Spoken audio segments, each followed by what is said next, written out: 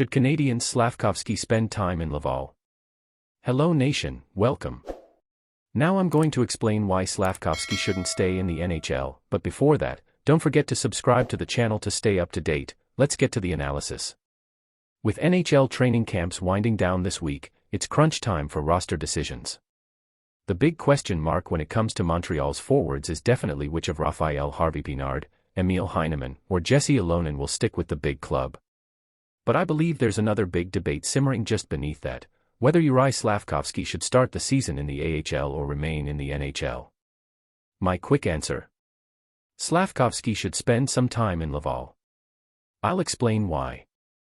I still think that Uri Slavkovsky would be well served to play some time in the AHL. Based off of what we've seen so far, I think that there's just places that Slavkovsky needs to get much more confident. And I think the best way for him to do that would be going down to Laval.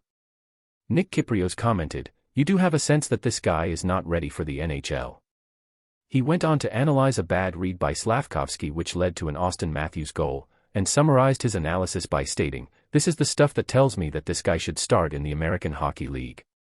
So it seems as if the argument for Slavkovsky to get some AHL experience is gaining a bit more traction again. Let's take a moment to remember how things played out last year. More measured and objective analyses concluded that a better choice would be to give him some time outside the harsh spotlight of Montreal to hone his skills.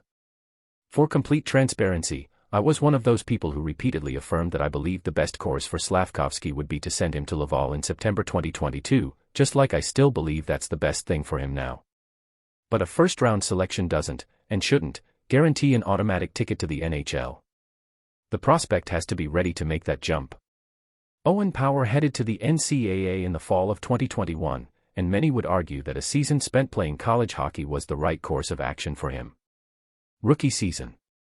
A year later, we now know that the choice was made to keep him in Montreal.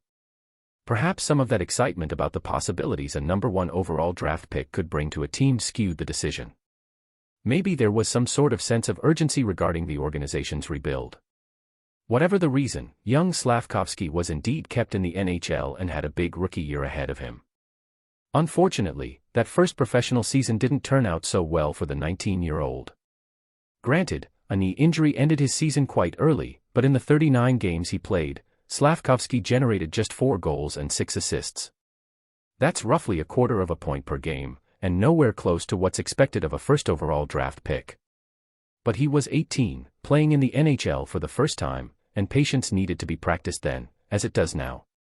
Slavkovsky is still young, he's still going to make mistakes, he's still going to have lessons to learn, but he does need to take a step forward this season. The AHL option. After a summer of work, his performance in training camp has been better, but not by leaps and bounds. There are many times he still looks a bit unsure of himself, and he has difficulty winning puck battles.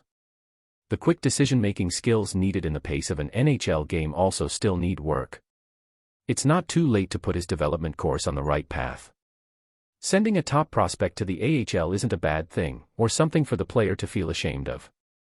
The American League is a development tool for reasons just like this. But the key to making it a successful transition comes down to how coaches and management deliver the message.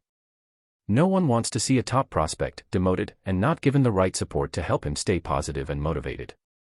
When he begins dominating the opposition night after night in the AHL, that's when you recall him to the Bell Center. Chances are, he'll suddenly look like a brand new hockey player, because he won't be trying to prove he belongs there, he'll simply be executing what he's been perfecting in the AHL.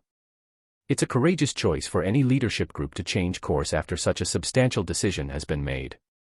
However, the Canadiens' coaches and management staff have a legitimate opportunity to help Slavkovsky develop properly, in the short term, before he spends more time struggling in the NHL.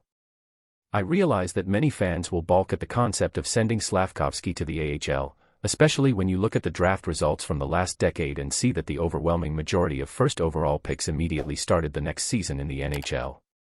Well, what do you think about this? Leave your opinion in the comments.